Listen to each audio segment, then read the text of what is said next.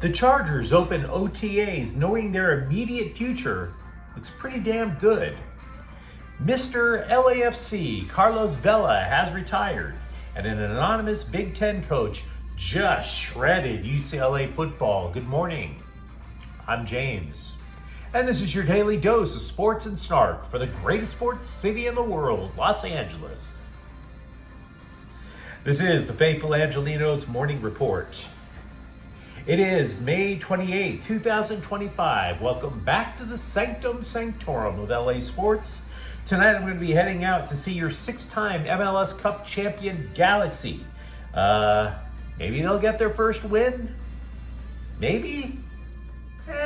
Hope springs eternal. Hey, do you like being in the know about LA sports? Well, if you do, click the like button. Click the subscribe button. There's a notification bell. Hit that. It'll let you know when we drop new content. Sharing is caring. Let people know we exist, and by all means comment. Now, before we go through the news and notes, a quick look at the scoreboard. Dodgers 9, Cleveland 5. The Dodger magic number trims down to 107. And Atlanta has beaten the Sparks 88-82. The Sparks have lost 4 of their last 5 games. Meanwhile, today, the Dodgers are at Cleveland. That game will be at 10 a.m. And it is Galaxy game day, as previously mentioned. They are going to host San Jose at 7 o'clock.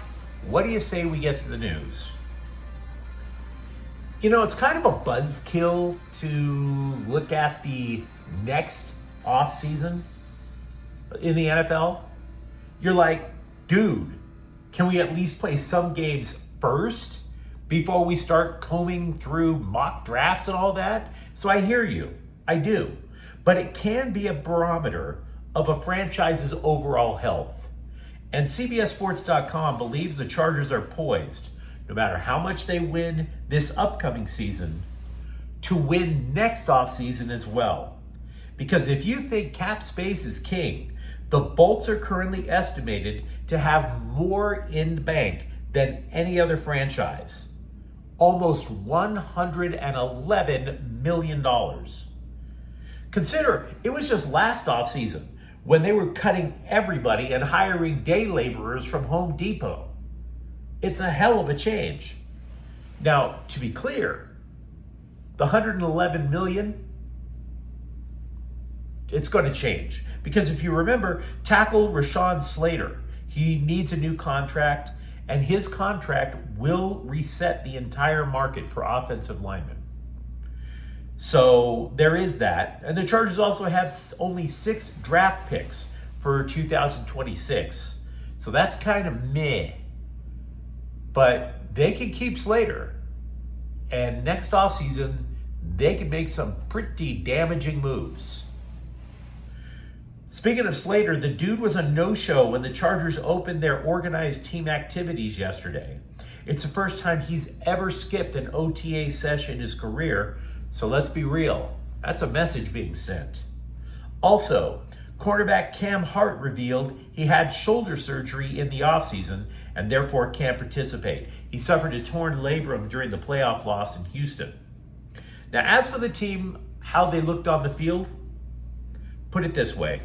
I was reading this article that claimed that the Bolts offense just flaunted how much chemistry there was between Justin Herbert and Ladd McConkey. But that is a seriously goofy thing to write because the DBs were not allowed to challenge the ball unless they had a clear path.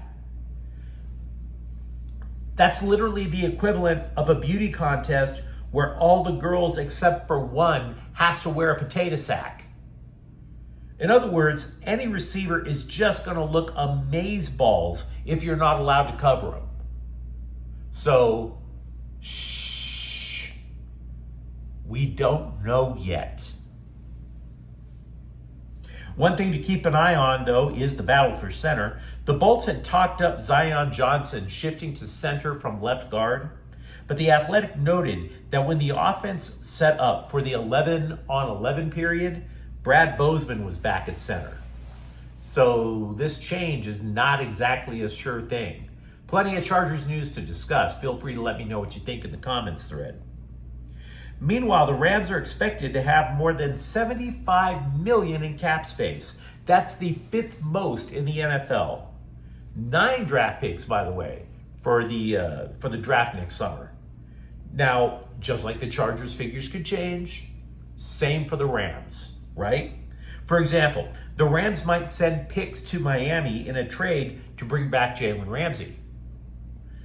We also know that Matthew Stafford's status is a year-to-year thing. What about extending Kyron Williams? Puka Nacua will be eligible for an extension next offseason as well. So, again, we don't exactly know. But at least for now, you should have some good vibes about both LA football teams. Carlos Vela has retired after 19 years of pro soccer.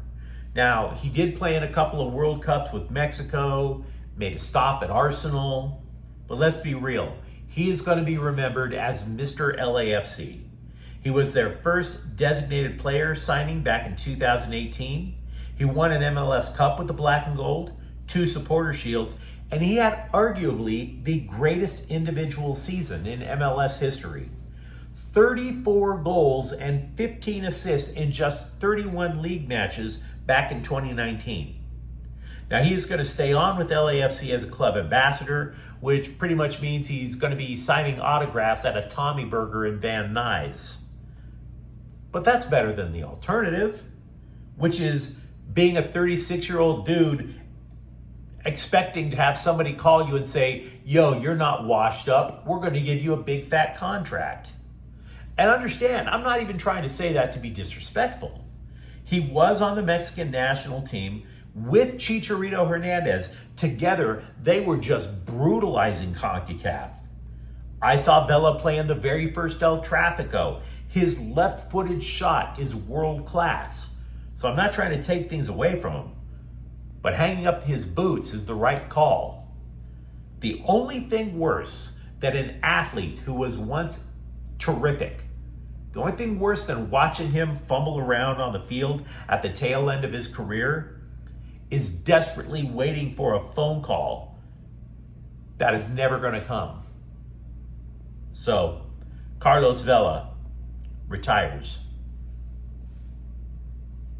An anonymous Big Ten coach just dropped trow and just dumped all over UCLA football. And don't get me wrong, he may have a point. Maybe. But I damn sure wouldn't want my name attached to this quote if I were a coach. Here's what the guy said, quote, "It's hard to understand if you're in Nico Iamaleva's camp. This is a less talented roster than Knoxville, and they're rebuilding the offensive line with portal guys and a new offensive line coach and coordinator. This is a team with a ton of questions and almost all new staff and a superstar transfer at QB. They're going to steal a lot of attention from USC for a bit, but it's going to be a huge challenge for a young, unproven head coach to keep this from becoming a circus that falls apart," unquote. Ouch. Ouch. So my question to you is, how much of this do you buy? Since this quote is from an unnamed coach, what if Deshaun Foster was afforded the same luxury? What if he could speak about his own program off the record? I can imagine him saying something like this. Listen, I was 5-7 last year with a subpar quarterback and a coordinator who clearly can't win without Patrick Mahomes. And by the way, the rest of the roster was portal guys. Now I'm combining the best quarterback in the portal with the hottest offensive coordinator in the nation. And you don't think I can get 2 or 3 more wins in the regular season? You don't think I'm a possibility to get 8 or 9? Really? I would think that's a fair response, if you could speak off the record. As for USC football, the LA Times posted an article titled, Lincoln Riley shouldn't take all the blame if the USC Notre Dame rivalry ends. And the headline is almost right. As a former journo, the headline's almost right. What it should read is Lincoln Riley shouldn't take any of the blame if the USC Notre Dame rivalry ends. Look, I realize he dropped a couple of quotes that made everybody clutch their pearls last summer about scheduling non-conference marquee games when you're in the Big Ten. I get that everybody now believes that Riley is shaking under his covers like Courage the Cowardly Dog, but I am going to keep saying this until it resonates. It's not the quality of the opponents. It's the air travel. It's the air travel. If USC Notre Dame were at week 2 in South Bend, it's the marquee game of the week. Only Notre Dame wouldn't go for that. Because if they lose, their season is toast in week 2. But if USC could get that in week 2, they could schedule a non-conference home game in week 3 at home.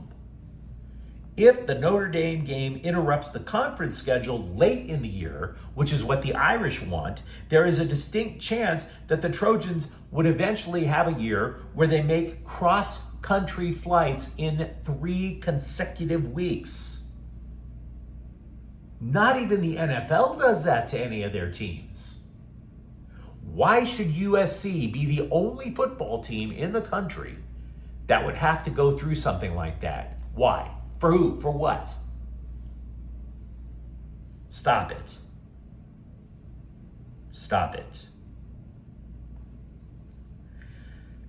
Take the following update with a grain of salt or a 50-pound bag of salt for all I care. Because when it comes to LeBron James and drama, these non-updates are just gross. Not good for your health either. And the Lakers, by the way, knew this when they signed the guy in the first place. The latest non-update is coming from ESPN. It's that James is likely to pick up his extension for $54 million. Considering there's another month for him to actually make up his mind, expect there to be more updates. Oh, maybe he's going to take it. Maybe he's not. You know that? So, again, I've been saying this all along. Why work yourself up over it? Why? Should he return to the Lakers, and believe you me, I don't see any reason to believe he's not returning. There is no logical reason for him to leave $54 million on the table and leave his family. Because the kid is not coming along as a package deal, should he leave. Should he return to the Lakers, James will set the league record for most seasons played in the NBA with 23. Now, I still believe he's going to opt out, but not to go to like Oklahoma City or something like that. He is not ending his career in the Midwest manure pits. He would though opt out if he could get a little bit more money in a 1-year deal. Either way, doesn't really matter. Can't we all just move on with our lives? Huh? Ontario Reign coach Marco Sturm is a finalist to become the new coach of the Boston Bruins. There are 2 finalists, apparently. Sturm would go from the IE to the most racist city in the nation, Boston. Not exactly moving on up. Sturm played 17 NHL seasons. He spent some time as a player both with the Kings and the Bruins.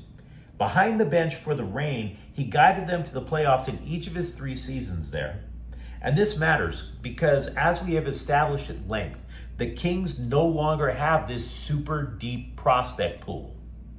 So if you record a 120, 82, and 11 record with a dwindling set of resources, that's pretty solid coaching. I don't know how much it translates to the NHL, but it's pretty solid coaching. But you let me know what you think in the comments thread. Talk to me about the Chargers or the Rams, about how 2026 is shaping up for that matter. What about Carlos Vela? Do you have memories of him as a player? And if you enjoyed the content, don't forget to subscribe to Faithful Angelenos. We're talking LA sports every single day here. Thank you for watching. I'm James. We'll be back later tonight with a Galaxy Rapid recap.